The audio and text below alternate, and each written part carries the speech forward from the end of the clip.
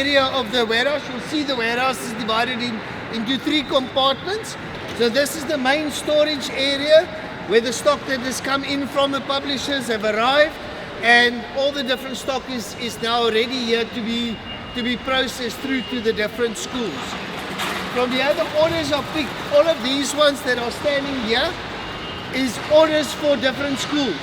They've already been picked, and from here they go into the packing tables in the next chamber.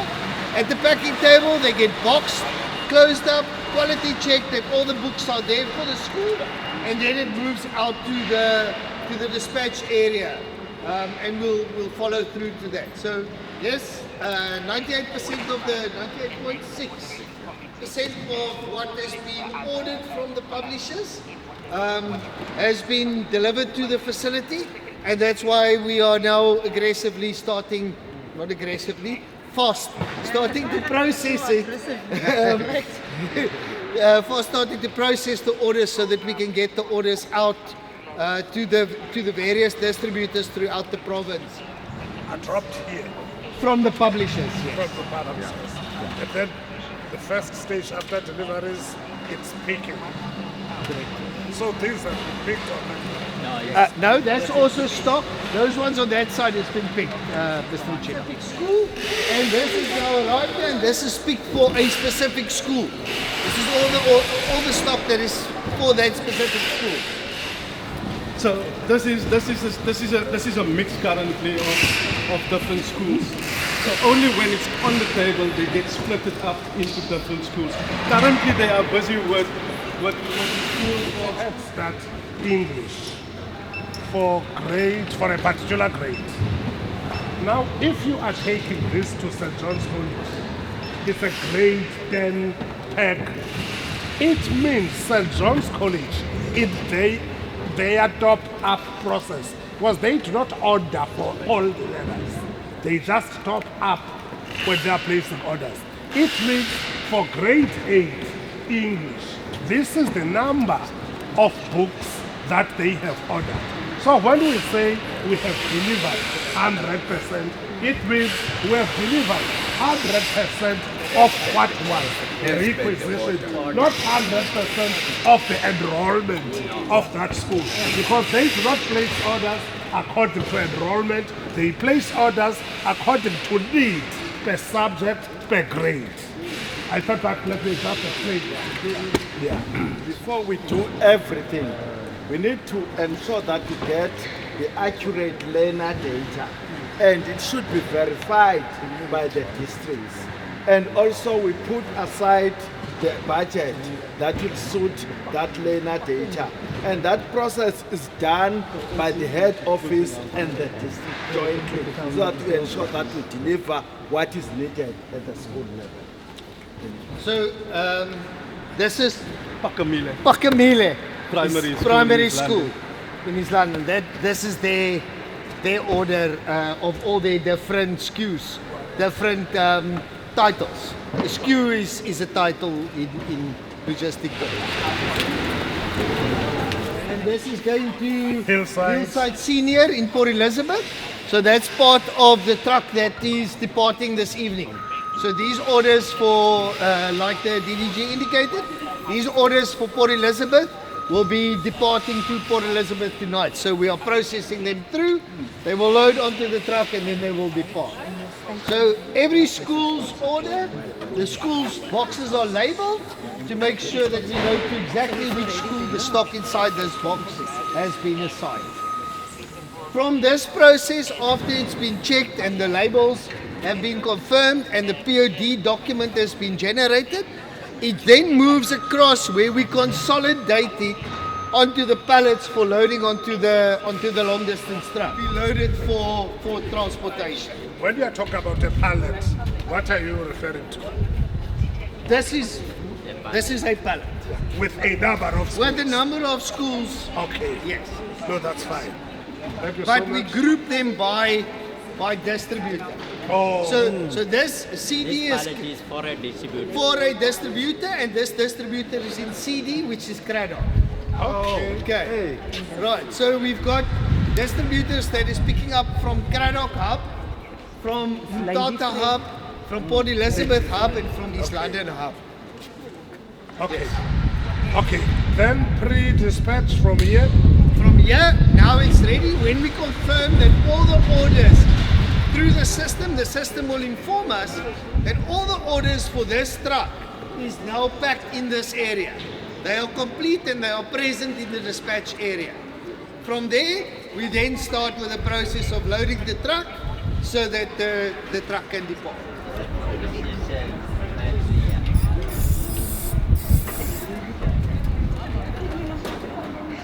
The East London-based distributors collect directly from the warehouse. So their stock gets placed apart. They come in with their bigger vehicle. They will collect their pallets for their schools that has been processed, and then from here they will take it and they will distribute it to the various schools that has been loaded for their deliveries. So yes, this is just to some of our local East London-based SMMEs that load from this facility. Good.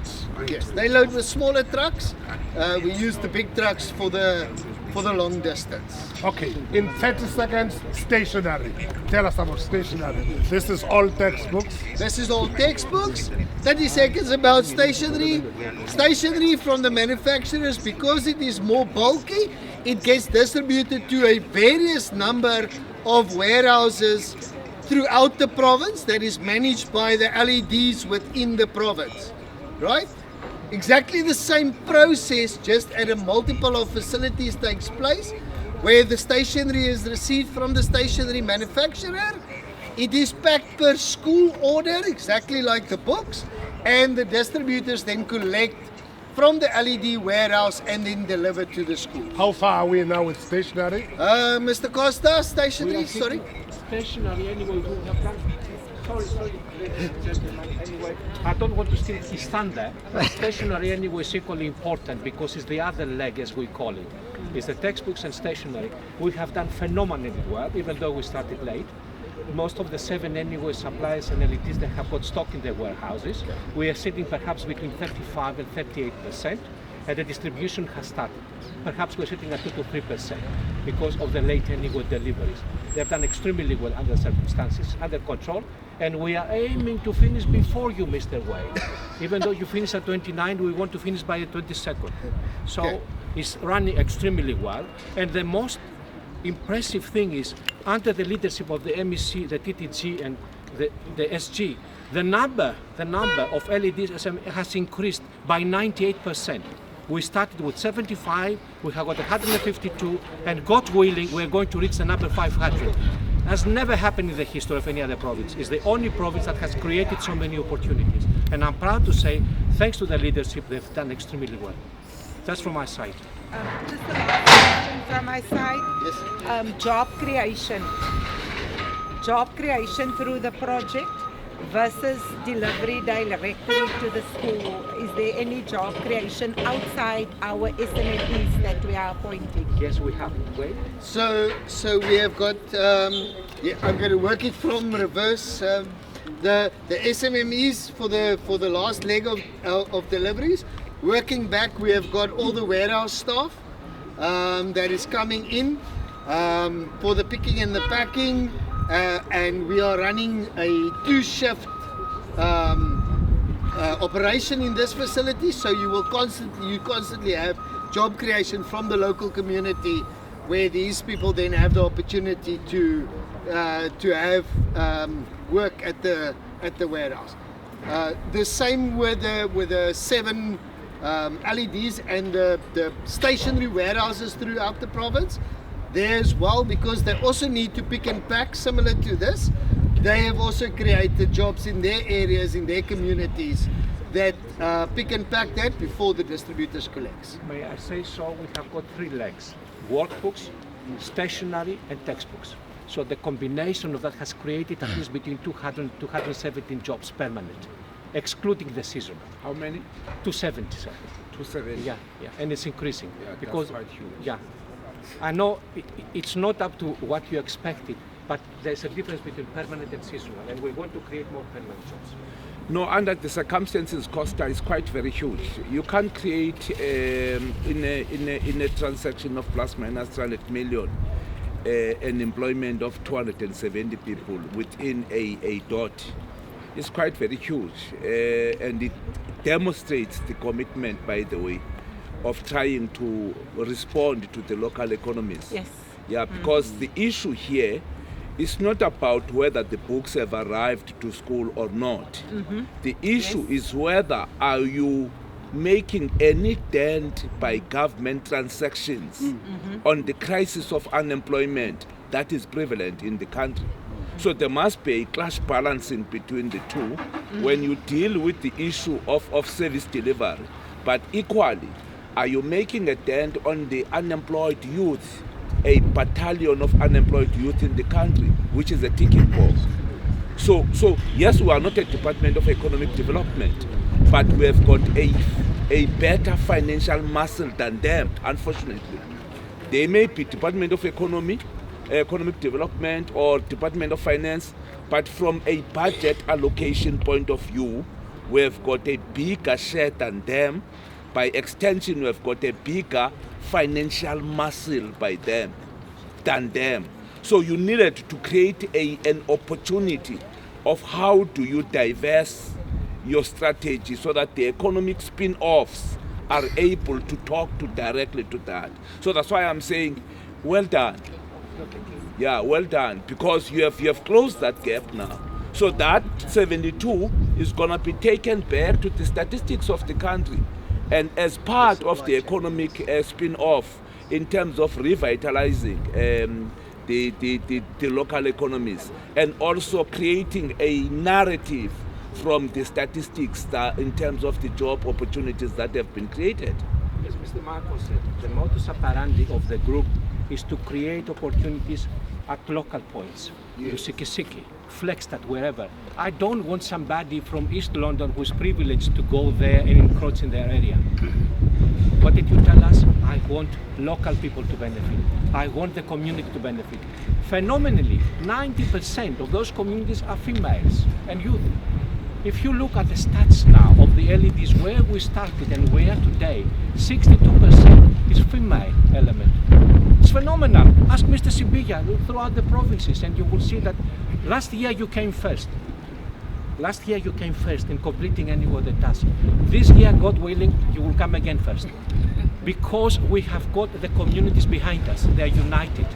They appreciate what we do for them and we appreciate what you do for us. Because without you gentlemen and ladies, we wouldn't achieve what we achieved today. We are a team, we'll remain a team, and we'll die as a team. Because the community does have to be a team.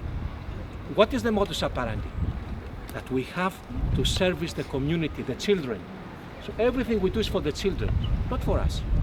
We are business people, but 90% of our contribution goes to the community. And we said from day one, in the future, everything must come from Eastern Cape. Not KZN, not Gauteng, not anywhere. Here. You are here, you live here, you have to benefit. You have high unemployment. But your initiative is going to pay, as I said, God willing. Thank you, sir.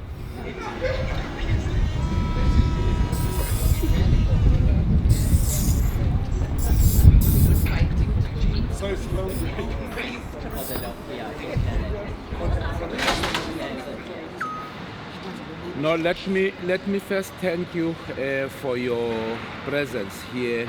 You do understand what that education is about, the art and skill of managing schools. So education is happening in schools. It's not happening in offices.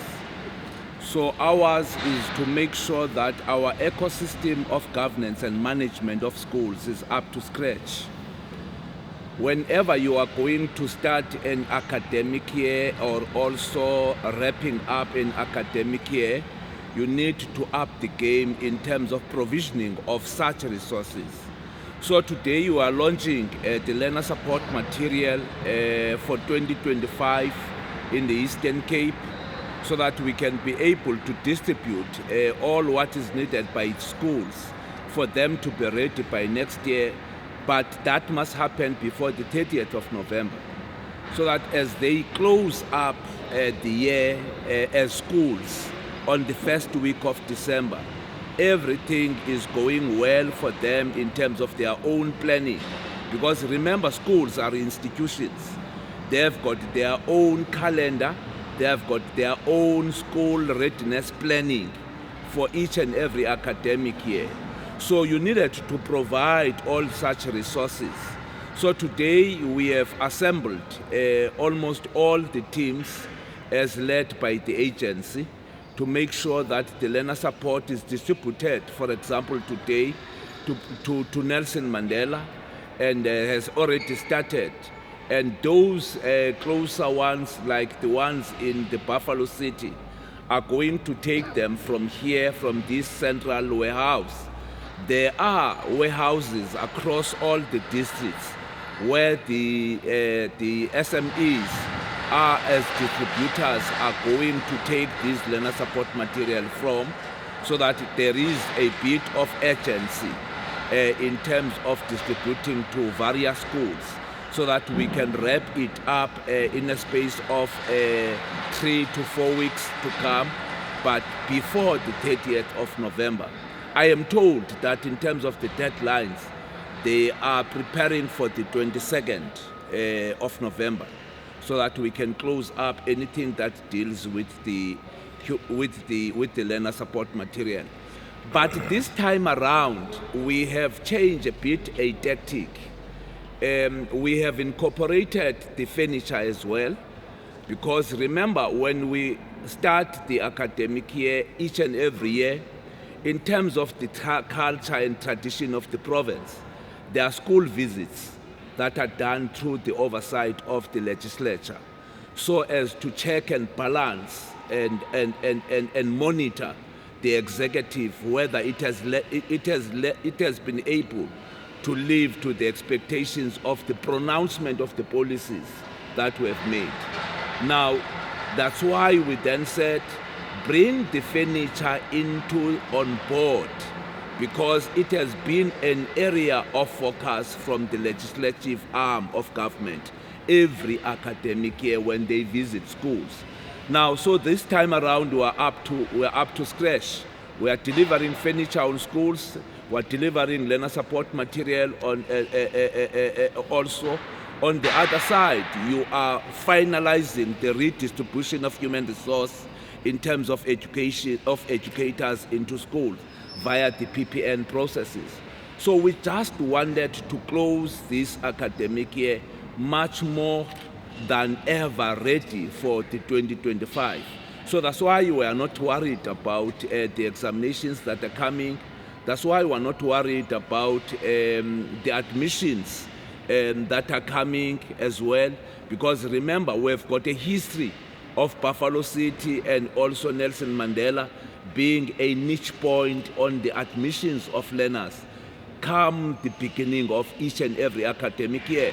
Now again, we've put systems in place so that you don't delay any in terms of ensuring that the ecosystem of government is working up to scratch.